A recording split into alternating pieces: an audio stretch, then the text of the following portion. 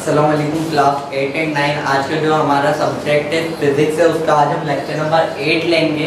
इसमें हमारे पास क्या है, चैप्टर नंबर 1 चल रहा है हमारा अभी तक, इंट्रोडक्शन टू फिजिक्स। आपको याद होगा लास्ट लेक्चर में हमने लेक्चर नंबर 7 में जो है साइंटिस्ट के बारे में पढ़ा था। हमने उसमें 3 साइंटिस्ट पढ़े थे, तो आज के लेक्चर में हम उसी को आगे कंटिन्यू करते हैं। आज हम 2 और साइंटिस्ट पढ़ेंगे, तो इनको देखते हैं। ठीक है, सबसे पहले हमारे पास कौन से डॉक्टर अब्दुल सलाम, यानी कि ये हमारे पास एक साइंटिस्ट है। आप लोगों को नाम से पता चल रहा होगा कि ये मुस्लिम साइंटिस्ट है। वैसे हमने इस सवाल में जो भी साइंटिस्ट पढ़े वो सब मुस्लिम साइंटिस्ट ही थे।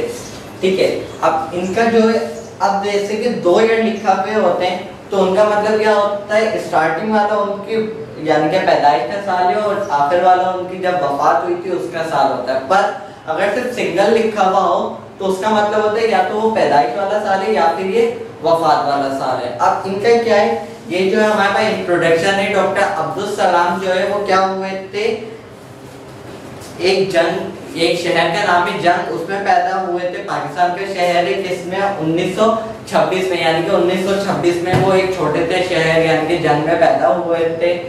इनका फर्स्ट पॉइंट है, he was awarded Nobel Prize in physics.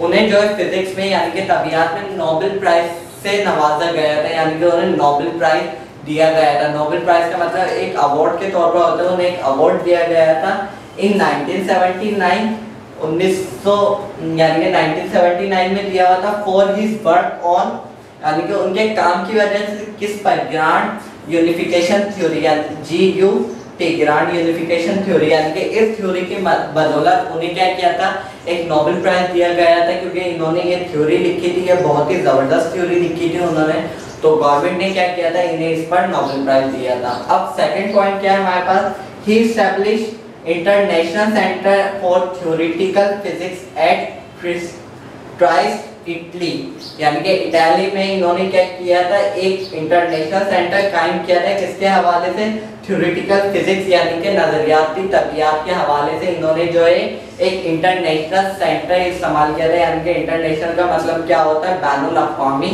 सतह पर इन्होंने इन्वेंट किया था।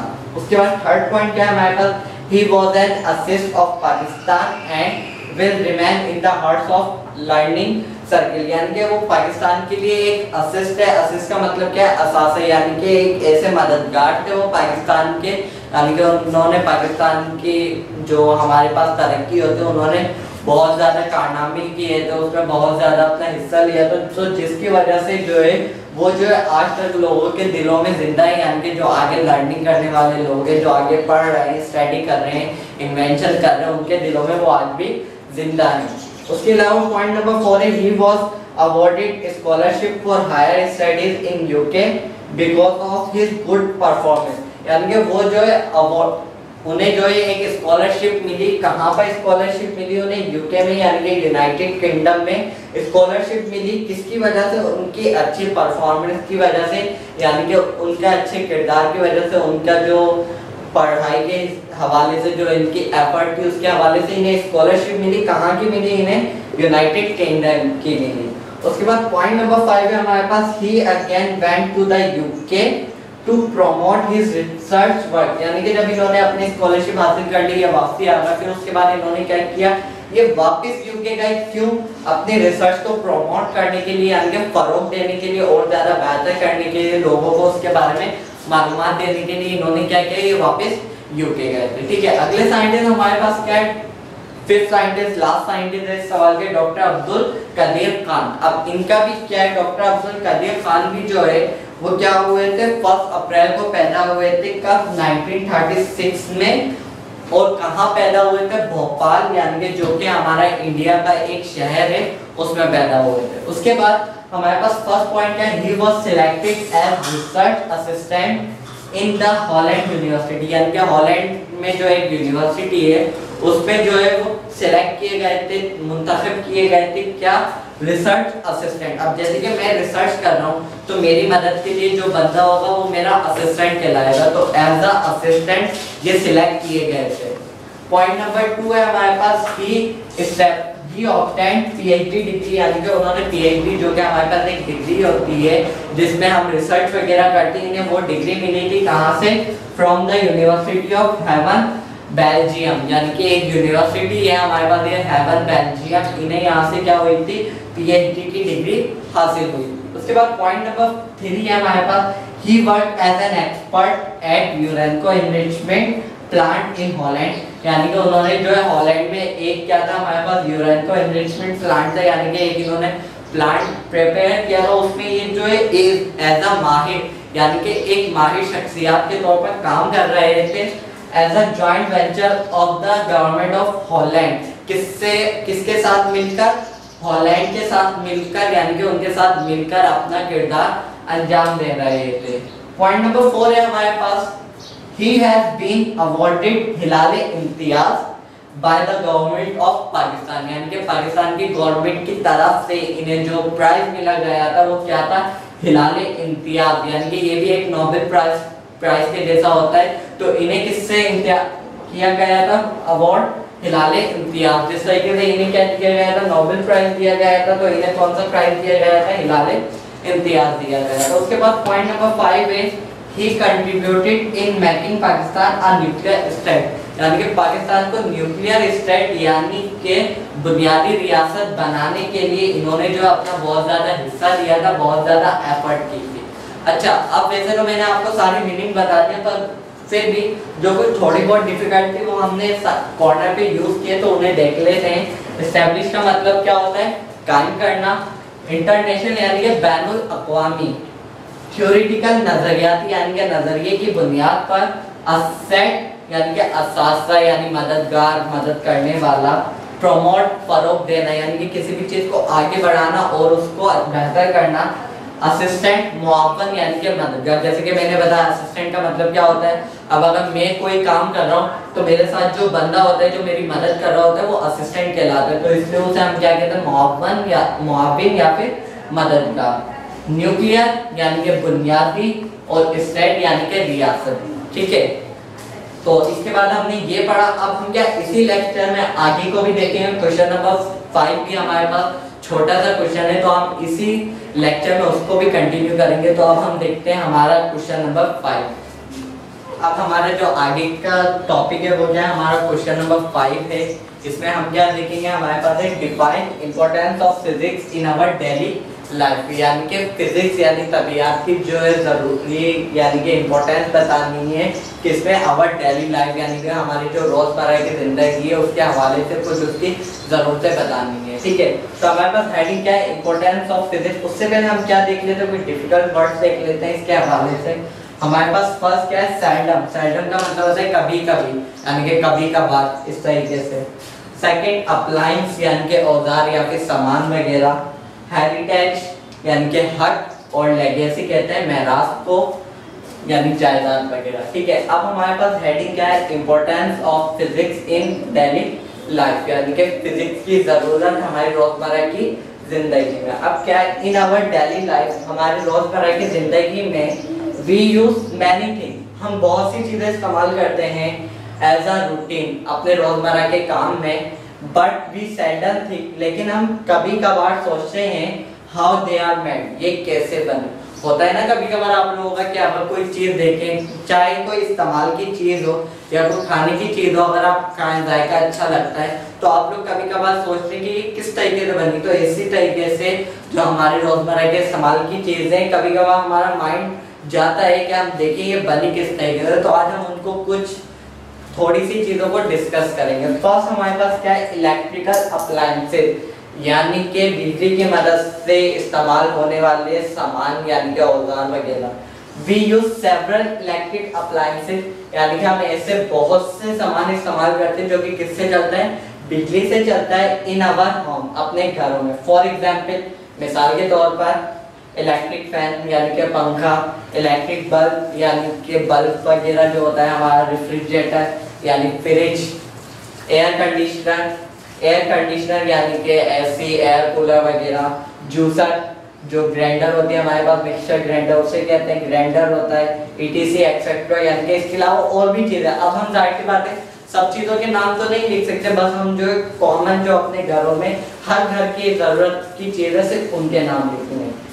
They all use electric power, ये सब क्या यूज करते हैं, इलेक्ट्रिक पावर यूज करते हैं यानी कि बिजली के इस्तेमाल से चलती है। सेकंड क्या है, इंजन। इंजन का मतलब आप लोगों ने देखा होगा गाड़ी वगैरह में, तो ये वो बात हो रही है। वी यूज बसेस, हम बसेस इस्तेमाल करते हैं यानी कि बसें यूज करते हैं। कार्स, रेलवे कैरेजेस यानी कि ट्रेन वगैरह का यूज करते हैं। एरोप्लेन, हवाई जहाज वगैरह एक्सेट्रा। इसके अलावा फॉर लॉन्ग डिस्टेंसेस यानी कि बहुत ज्यादा दूर के फासले के लिए। All of this are run by engine. ये सब किसकी बुनियाद पर चलती है, इंजन की बुनियाद पर चलती है, ठीक है। उसके बाद हमारे पास थर्ड पॉइंट था रेडियो एंड टेलीविजन। रेडियो आप लोगों को पता है यानी कि आप जो सॉन्ग वगैरह सुनते हैं रेडियो की मदद से, और टेलीविजन यानी कि टीवी वगैरह। अब we listen to radio program, हम क्या करते हैं अपने मोबाइल फोन वगैरह पर या एफएम रेडियो की मदद से हम क्या करते हैं, एफएम सुन रहे होते हैं, सॉन्ग वगैरह सुन रहे होते हैं, न्यूज़ वगैरह सुन रहे होते हैं। We use the events far away यानी कि जो दूर दराज पे इवेंट हो रहे होते हैं, जो प्रोग्राम हो रहे होते हैं, फ्रॉम अस हमारे पास आते हैं on the television screen. Television screen यानी कि टीवी पर जो दूर दराज हो रहे हैं, जैसे कि दूसरे शहर में हो रहे हैं या दूसरे मुल्क में हो रहे हैं, हम क्या करते हैं उन प्रोग्राम्स को भी देख सकते हैं। किसकी मदद से, टेलीविजन की मदद से, यानी कि टेलीविजन जो टीवी होता है उसकी स्क्रीन पर हम उसे देखते हैं। एंड एंजॉय वेरियस प्रोग्राम, और इसी तरीके से और कई किस्म के प्रोग्राम एंजॉय करते हैं। Telecast from the TV station, जो कि किस पर टेलीकास्ट होते हैं, टीवी स्टेशन पर यानी कि टीवी पर टेलीकास्ट होते हैं, ठीक है। अब हमने जो है क्वेश्चन नंबर 5 पढ़ लिया, हमारे पास इस चैप्टर का लास्ट टॉपिक था। अब हमारे पास चैप्टर नंबर 1 एंड हो गया है, तो अब जब हमारे पास एंडिंग हो गई है तो हम क्या करेंगे, इस चैप्टर की ब्लैंक्स वगैरह जो एक्सरसाइजेज होती हैं उनको देखते हैं। तो अब उनको देखने के लिए आप लोगों को क्या करना है, पेज नंबर 11 पर आना। उसके साथ साथ ये जो हमने लिखा हुआ है पेज नंबर 2 और 3, इसकी रीडिंग भी लाजमी करनी है। मैं आप लोगों को दिखा देता हूँ। पेज नंबर 2 पर आपको हेडिंग दिख रही होगी, importance of physics in daily life. ये हेडिंग यहाँ से स्टार्ट हो रही है, पेज नंबर 3 पर एंड हो रही है। साइंटिफिक मेथड के ऊपर जो फर्स्ट पैराग्राफ एंड हो रहा है वहां पर, ठीक है। इसकी रीडिंग करनी है। अब उसके बाद पेज नंबर 11 पर आना है। मैंने क्योंकि जो ब्लैंक्स में फिल होगा सिर्फ वो यहाँ पर लिखा है, मैं आप लोगों के सामने, आप लोग बुक सामने रखेंगे, मैं ब्लैंक्स को पढ़ूंगा, उनकी ट्रांसलेशन बताऊंगा, फिर उनको फिल वगैरह करेंगे, ठीक है। अब हमारे पास पेज नंबर 11 पर फिल इन द ब्लैंक्स है। सबसे फर्स्ट ब्लैंक्स वो कह रहे हैं physics is the branch of science, यानी कि फिजिक्स जो है साइंस की ब्रांच है, शाख है, which deals with the study of the properties, जो के ताल्लुक रखती है खुसूसियात से, of matter मादा की, and dash और dash से, and interaction between them और उसके आपस में मिलाव से। तो हमने ये ब्रांच पढ़ी थी, फिजिक्स की डेफिनेशन पढ़ी थी, उसके हवाले से हमारे पास यहाँ क्या आएगा, एनर्जी आएगा। अगर आप डेफिनेशन देखेंगे तो उसमें आपको मिलेगा properties of matter and energy. तो इस तरीके से हमारे पास फर्स्ट ब्लैंक से क्या यूज करेंगे, हम एनर्जी यूज करेंगे, ठीक है। उसके बाद हमारे पास सेकंड ब्लैंक से science is the common dash of all Mankind, यानी कि साइंस जो है तमाम इंसानियत का डैश है, इंसानियत के लिए डैश है। क्या है इसका मतलब, हेरिटेज यानी कि हक, तमाम इंसानियत का हक है, यानी कि जितने भी लोग इस दुनिया में आ रहे हैं उन सब के लिए जरूरी है कि वो क्या करें, साइंस को पढ़े, उनके बारे में मालूमात करें। थर्ड ब्लैंक सी हमारे पास knowledge is a dash of a believer, यानी कि तालीम जो है मानने वाले के लिए या जानने वाले के लिए डैश है, यानी कि लेगेसी। लेगेसी का मतलब मेरास यानी कि जायदाद वगैरह को कहते हैं, ये भी हक वगैरह ही होता है। क्या तालीम जो है तमाम मानने वालों के लिए या जानने वाले के लिए एक मेरास है, एक विरासत है, एक हक है कि उन सबको क्या करना चाहिए, लाजमी हासिल करनी चाहिए। उसके बाद हमारे पास ब्लैंक नंबर 5 है, Al-Biruni gave the method of determining, यानी कि अल-बेरूनी ने जो एक तरीका दिया था मालूम करने का, क्या, dash and dash of a place, किसी भी जगह का डैश और डैश मालूम करने का एक तरीका पेश किया था। क्या था, लॉन्गिट्यूड एंड लैटिट्यूड। अब लॉन्गिट्यूड यानी कि तूले अर्थ, यानी कि तूले अल यानी कि लंबाई, और तूले अर्थ यानी कि चौड़ाई वगैरह मालूम करने का एक तरीका दिया था उन्होंने। तो इसलिए हमने क्या ब्लैंक पे क्या है हमारे पास, जो हमारे पास फर्स्ट ब्लैंक से आ रही है उसमें लॉन्गिट्यूड लिख दिया, सेकंड में क्या लिख रहे हैं, लैटिट्यूड। क्या आगे पीछे भी कर सकते हैं, इससे कोई फर्क नहीं क्योंकि एंड यूज हो रहा है, ठीक है। अब हमने क्या ब्लैंक सेट किया, इसी के नीचे हमें क्या दिख रहा है, pick out true and false, exercise 1.4 है। अब हम इनको भी देख लेते हैं। अब वो पहला कह रहे हैं, पहला हमारे पास है the first revelation come on the holy prophet peace be upon him was about the creation of heaven, यानी कि हुजूर अकरम सल्लल्लाहु अलैहि वसल्लम पर जो पहली वही आई थी उसमें क्या था कि जन्नत की क्रिएशन करो, यानी कि जन्नत की तामीर करो। अब ये सही होना चाहिए या गलत? ये हमारे पास गलत है। क्यों? क्योंकि पहली वही क्या आई थी हुजूर सल्लल्लाहु अलैहि वसल्लम पर कि इकरा आई थी पहली वही, उसका मतलब क्या था? पढ़ अपने रब का नाम लेकर। तो ये हमारे पास पहली वही तो नहीं थी, तो इसलिए क्या आएगा यहाँ पर क्रॉस आ जाएगा, यानी कि फॉल्स। उसके बाद सेकंड हमारे पास क्या है? Pin hole camera was invented by Ibn al Haytham, यानी कि इब्न अल हैतम ने क्या किया था? पिन होल कैमरा इन्वेंट किया था, इजाद किया था। बिल्कुल बात सही है, उन्होंने ही किया था। हमने जो उनकी कंट्रीब्यूशन देखी थी उसमें पढ़ा भी था, तो इसलिए हमने यहाँ पे क्या यूज किया है? राइट यूज किया, यानी कि ट्रू। थर्ड है हमारे पास Al-Biruni proposed that the Indus Valley was the basin of an ancient ocean that has gradually been filled up by mud, यानी कि अल-बिरूनी ने ये बताया था, ये आइडिया दिया था कि इंडस वैली जो कि कदीम तरीन समंदरी किसका बेसिन का, पर अब वो जो है अमूमन यानी कि वो किससे भर रहा है? मड से, यानी कि चिकनी मिट्टी होती है कीचड़ वगैरह से। अब वो क्या हो रहा है? उससे भरता जा रहा है। तो ये बात बिल्कुल सही है। अब उसमें पानी खत्म होता जा रहा है, उसमें जो है मिट्टी वगैरह आ रही है या कीचड़ वगैरह होती जाए। अब आप लोगों ने देखा होगा ज्यादा पानी होता है तो वो समंदर जैसा लग रहा होता है, जैसे जैसे पानी कम होगा उसकी जो मिट्टी है वो कीचड़ बनती जाती है और फिर एक वक्त आता है कि वो सूख जाती है। तो इस ये जो हमारे पास इंडस वैली इसके साथ भी ये हो रहा है, पानी जैसे जैसे कम हो रहा है तो वो एक कीचड़ की शक्ल लेती जा रही है। अब उसके बाद पॉइंट नंबर 4 क्या है हमारे पास? यानी कि true false number 4, To gain knowledge is an obligation for man only। इसमें कह रहे हैं कि तालीम हासिल करना सिर्फ मर्द का फर्ज है। This is a basic principle of Islam, और ये प्रिंसिपल और ये कानून जो है इस्लाम का बुनियादी उसूल है। पर आप लोगों को पता होगा ये गलत है। तालीम हासिल करना सिर्फ मर्द पर फर्ज नहीं है, बल्कि मर्द और औरत दोनों पर फर्ज है। तो इसलिए हमने यहाँ पे क्या यूज किया? रॉन्ग यूज किया हमने। उसके बाद हमारे पास 5 है द बिहेवियर ऑफ एटम्स, यानी कि जर्रे का जो हमारे पास बिहेवियर होता है इन एन आइसोलेटेड स्टेट, एक आइसोलेटेड स्टेट में इस studied under the branch of physics. वो किस पर काम करता है? प्लाज्मा फिजिक्स की बुनियाद पर काम करते हैं, यानी कि प्लाज्मा फिजिक्स की मदद से हम क्या करते हैं? किसी भी जर्रे का आइसोलेटेड स्टेट में जो है उसका बिहेवियर दरियाफ्त करते हैं। ये बात गलत है, हम प्लाज्मा फिजिक्स की मदद से ऐसा नहीं करते। ठीक है, अब हमारे पास क्या ट्रू फॉल्स हमारे पास कंप्लीट हो गए। अब आप लोगों को दिख रहा होगा पेज नंबर 11 पर ही हमारे पास एक्सरसाइज है 1.3। क्या है? Give below are a few possible answer.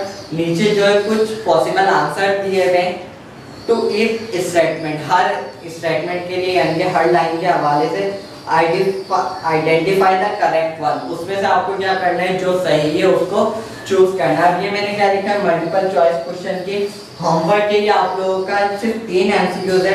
आप लोगों को क्या करना है? इन 3 एमसीक्यूज को खुद पढ़कर सॉल्व करने, क्योंकि ये इजी हैं। आपने जो कंट्रीब्यूशन वगैरह देखी थी, जो इस चैप्टर में टोटल 5 क्वेश्चंस देखे हैं, उनके हवाले से ये 3 एमसीक्यूज है। तो आपको क्या करना है? इन एमसीक्यूज का होमवर्क कंप्लीट करना है। अब आज के लेक्चर में हमने क्या किया? फिजिक्स का कंप्लीट कर लिया चैप्टर नंबर 1। अब नेक्स्ट लेक्चर में जब हम मिलेंगे तो हमारी स्टार्टिंग इस पर होगी लेक्चर नंबर 2। आज के लिए इतना ही। अल्लाह।